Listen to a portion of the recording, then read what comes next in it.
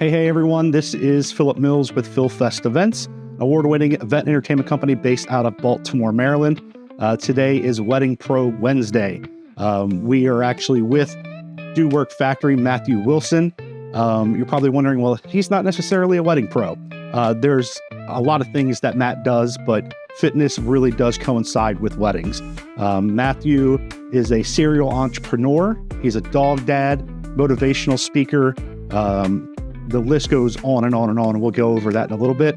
He's been recognized by Baltimore Style Magazine, Baltimore Magazine, and countless other productions as being recognized as the fitness trainer of the year in the state of Maryland. Yes, so, sir. Yeah, you're a man of all trades. I'm trying, man. I am trying. Yeah, how did you get into the fitness thing and becoming an entrepreneur? I started at a young age of being a trainer. I started in high school and just loved fitness, loved being athletic, playing sports in college. And then my senior year in my college, we did a entrepreneurship, and I turned a trailer into a gym, and I crushed it and actually made that become a reality after I graduated. Nice. And so you're, like I said, you're a serial entrepreneur. How many businesses do you own, and what are they, and what do they do? I have Do Work Landscaping, Do Work Cleaning, Do Work Inc., which again, we do shirts for other small businesses, Do Work Podcasts. I think that's it. Gotcha. Yeah. Do Work Bowls, right? Do Work Bowls is breaking ground. It's like Aussie Bowls that's going to break ground. It'll be a storefront inside of Gold's. And you have a food truck as well, right? Is that still coming about? We minimized that and X'd that out, and we're just going to go right to a storefront. Okay. Nice. That's awesome. Yeah. Throughout the years, I've met a lot of people that get into the fitness game. They're a dime a dozen. You stick out above all the rest. You talk the talk, you walk the walk. There are some people that are in the business that, they don't live that lifestyle. Yeah, I see it all the time. You live that lifestyle. What's your approach to that? And, why do you believe in practicing what you preach? Just being authentic to the viewers, to everybody, that how am I supposed to tell you to do this, this, and this if I'm not doing that? Like, I'm not going to listen to you, but I've been in sports, played college, been All-American, won awards, done bodybuilding shows, sprints, aka like small little triathlons. Like, I try to push the limits through fitness to show like, hey, like a bodybuilder can do this. Hey, am I going to be the best runner or sprinter? No, but I can do it. Getting active and showing everybody that just getting moving is a big factor. Gotcha. Now we're getting into the new year. People have this new year, new me mentality. They also, when they get engaged, they feel like they have to get wedding ready. Mm-hmm. I feel like both of those phrases are very toxic. It should be transformed more into a lifestyle, and there should never be an end game. You can have goals, but the end game should be an active lifestyle. 100%. What's your thoughts on that toxic mentality? The toxic mentality is like going all in. Like, everybody goes all in on dieting and going off of that. It's just called healthy eating. I hate using the word diet. I tell people not to get on the scale. And if you're going to get on the scale, do it once a week or once a month. Yeah. And when you're getting ready for a wedding, make sure it's enjoyable. It's fun. Make sure you're doing it with your partner. I've trained over 15 brides for their biggest day of their life. And I've trained over 5 groomsmen or 5 grooms for their biggest day. And it should be enjoyable. It should be an outlet. Because again, I know you're in the wedding field and it's very, very stressful. Yeah. That should be your 1 hour of outlet to relax and just focus on yourself. That's the biggest thing people need to know. Getting ready for a wedding or all New Year's resolutions. Go all in. You don't have to go all in. Go 80%. So again, still enjoy 20% of life. Yeah. It's sustainable. Why is it important for couples to work out together? Gosh, from seeing couples train together for their biggest day or just together in general, it brings them closer together dramatically, emotional, spiritually, physically. Like, they get to mess around and just make fun of each other or just get a good laugh and push each other. You see couples that come together that work out together, they just blossom to a great relationship or a great bride and groom. Gotcha. You mentioned the word, I believe, diet, right?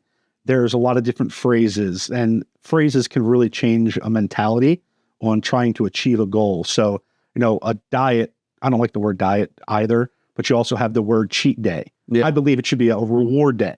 Okay. What's your thoughts on some of those terms? the terminology that I use as a bodybuilding coach or as just a regular trainer that's trying to help people, it's a refeed day.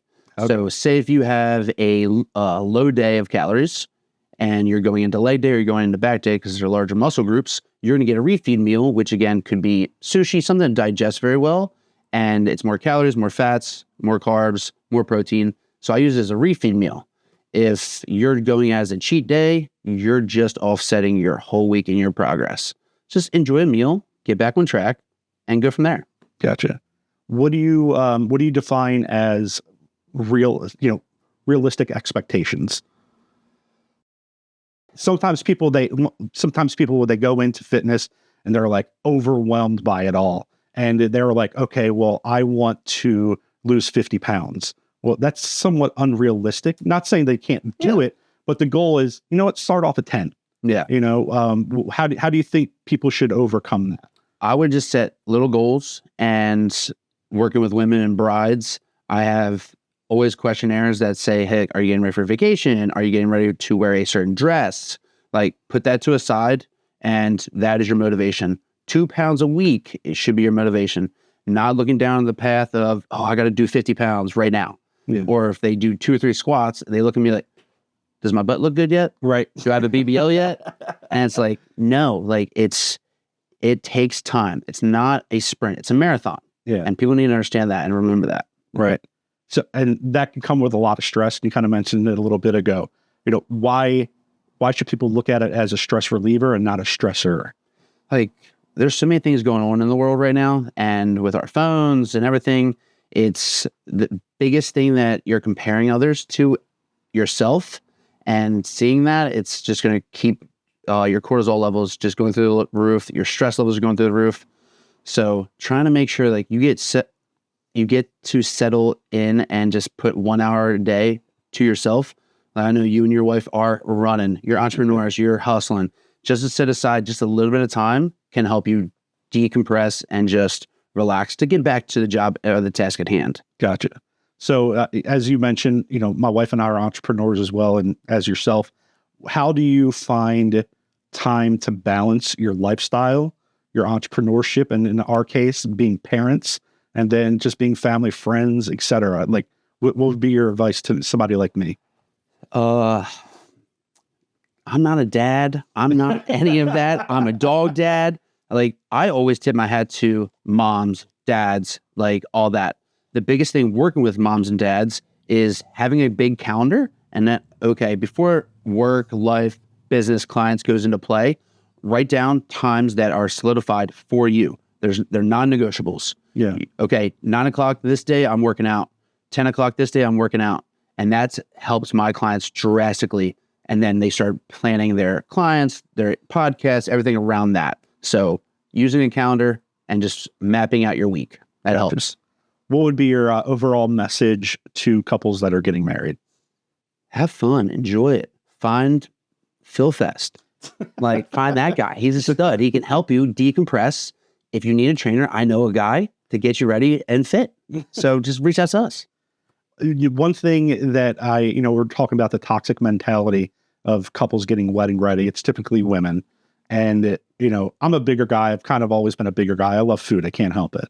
But I look back on our wedding photos and I'm still happy. I was bigger then. And I'm still happy looking at those photos because I was marrying my best friend. It was the best day of my life. And, I think that couples should know that it's okay just to be yourself, no matter if you don't meet your goals or not. Yeah. Because I think when you look back on those photos, you really relive that emotion, and the way you look really doesn't encapsulate that moment, in my opinion. Yeah, like that is the best way and best analogy of knowing, like, hey, like, do what you can, bust your butt, whatever you look like that day, you look like that day. Yeah. Don't stress eat. Do not binge eat. Do not diet so hard that you lose all your muscle tissue and you're starving yourself just for a day. Yeah. It should be enjoyable. You should enjoy cake with your loved ones and having fun and dancing and, again, indulging a little bit of wine or whatever. Like, you should be able to enjoy that day and not be like, oh my God, I can't have this. I can't eat this. I can't eat that. Like, that is the toxic stuff that people need to stay away from. Gotcha. you've been doing this for nearly 20 years, I guess, is at this point, right? Coming up to 17. Yeah. So you're almost there. What, you've witnessed a lot of people and their transformations. What's some of the biggest transformations that you've experienced?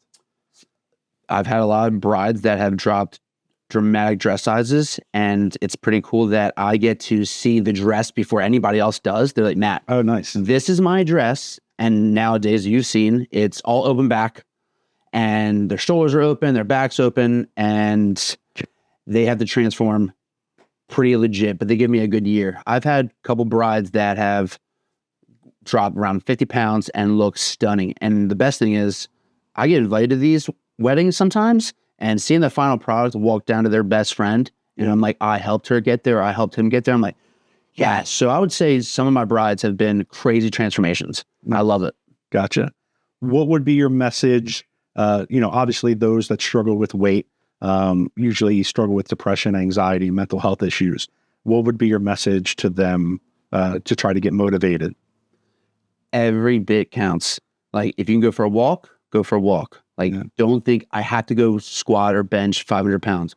Going for a walk, getting moving. Those are huge key factors. Just getting your steps in. That is a huge factor. Again, when your body starts moving, your mind will be at ease. Right. People don't understand that. Everybody's like, oh, you got to take care of your mental health. Well, if you take care of your physical health first, release endorphins, your mental health will follow. Right. And no, I agree with you 100%. And, as somebody has struggled with mental health stuff over the years, therapy. I don't know if you go to therapy. Still do. Yeah. And it's not, there's such a stigma behind therapy. Because we're men. Because we're men, mainly with men. But it's perfectly fine. And I feel like the people that say, oh, I don't want to go to therapy, they're egotistical. They're narcissists. Yeah. They don't want to accept someone telling them, hey, you need to fix this, or, let your barrier down. It's okay to cry. I think therapy is a great start. If you want to do it reverse, you believe in getting active, but sometimes you got to clear your mind. And I think therapy is a good I have a therapist and a life coach. I have both. Nice. And after I've hired them, and I took a big step back from the bodybuilding world and wasn't a all-in guy, I took a big step back and to see like all my flaws, all my bad habits. And yeah, man, like it shouldn't be tough for men to say, hey, right, I go to therapy. But when people say that, sometimes it's like, oh, you're a wimp, you're a sissy, deal with it. I'm like, right. I am dealing with it. Yeah. It's making me a better man. Yep. And if I was married or anything like that, it's going to make me a better man for my family, my wife, my friends.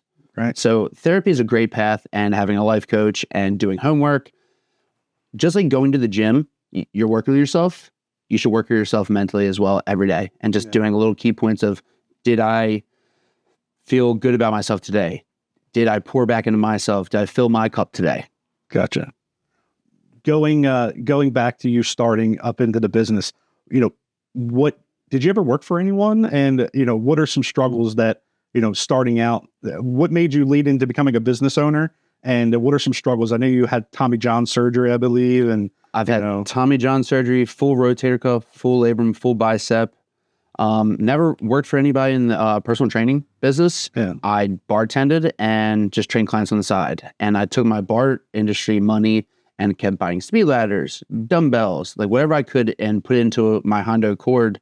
And I would just drive to different random locations and train people for like next to nothing. Yeah. Bartend till 3 a.m., wake up at 6 a.m., train people at 7, and just do it over again. And just whatever money I raised or made, all the capital, I just kept investing. And it's taken me 15 to 17 years to finally have my little studio, but never taken a loan, never taken a line of credit, never taken a dollar from my parents, nothing. That's awesome, man.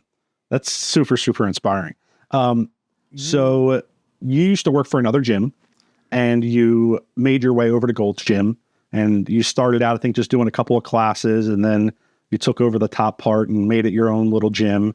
And then over the years, you've kind of taken over the entire gym and the fitness training aspect of it, because it was held by another company, and you took that over. Tell us about that journey and, what's on the horizon for Matt Wilson. That was a long, stressful journey, but it was well worth it. I was sacrificing time, effort, everything you could possibly think of, just training clients, because I was there proving to Golds that, hey, I'm worthy enough to take over this team. I know I can bring a better product, better price point, all that. And again, same thing with all the money that I was making. I was buying pieces of equipment now, not just dumbbells, not just speed ladders. And every month, bought a new piece of equipment. Took it apart, walked up the steps, put it back together. Yeah. And we just kept building a small little mini studio upstairs. And after that was complete, Gold's Gym was like, wow, this guy really cares about what he does and the people inside of this club and the club all together. And ever since then, we took over the contracting job of having personal trainers now.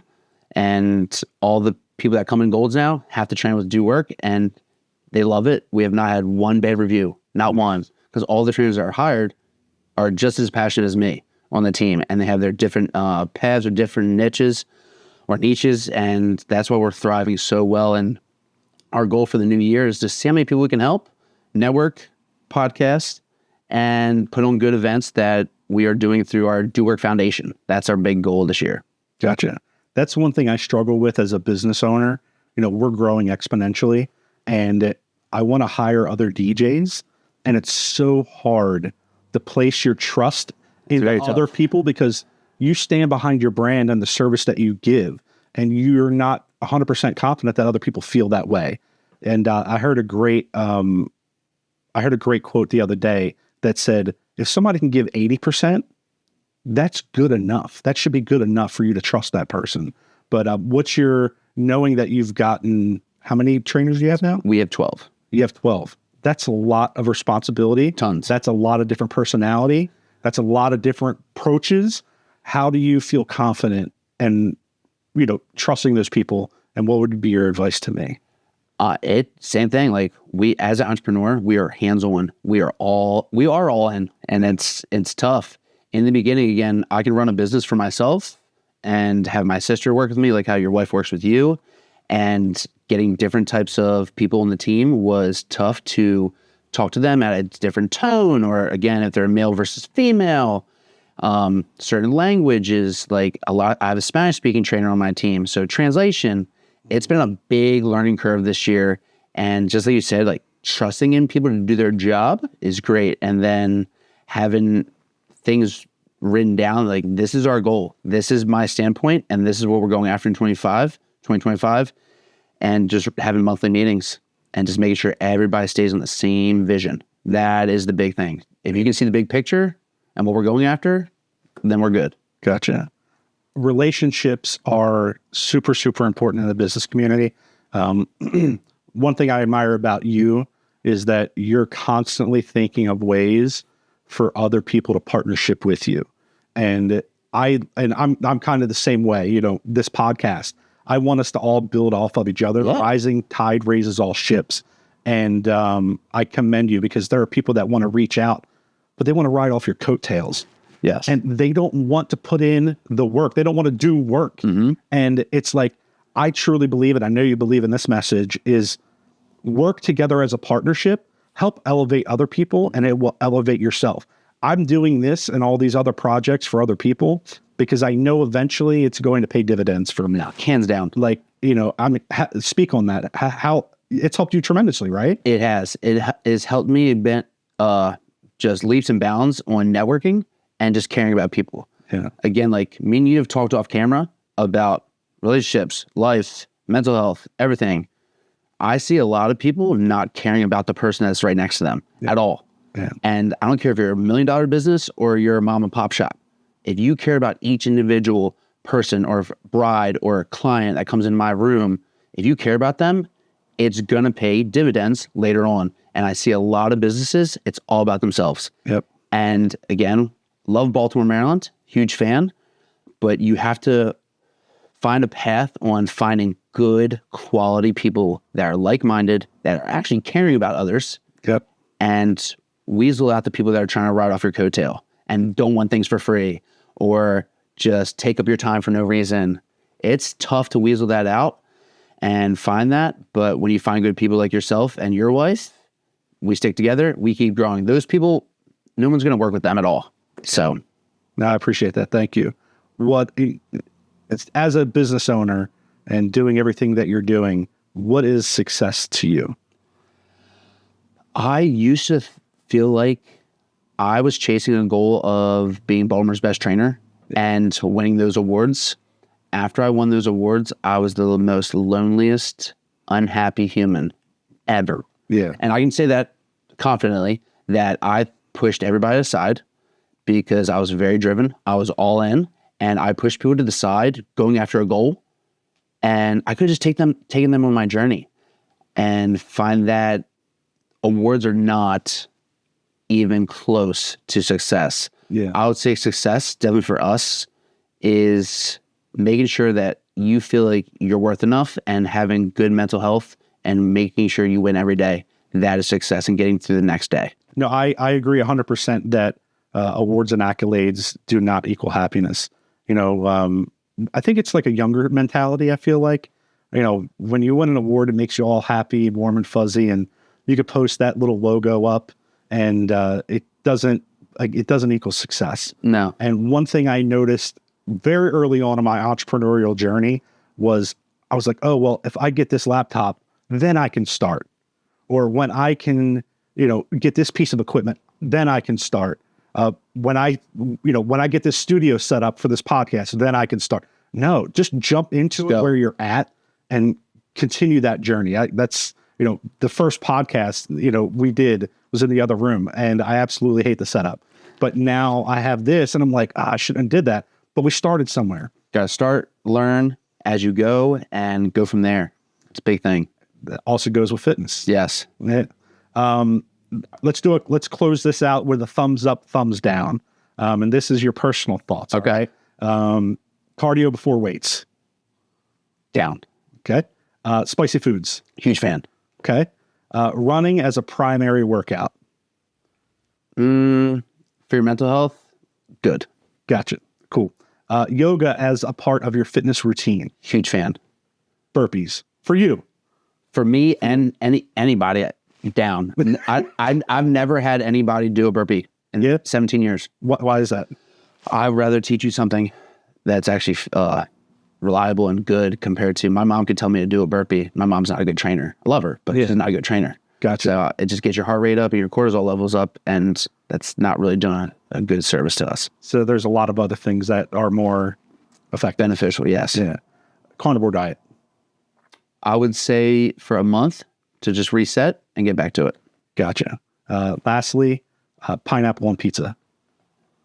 Whatever tickles your fancy. Whatever. What about Mount Wilson? I'm a very weird eater. I like thin crust, light cheese, and that's it. And well done.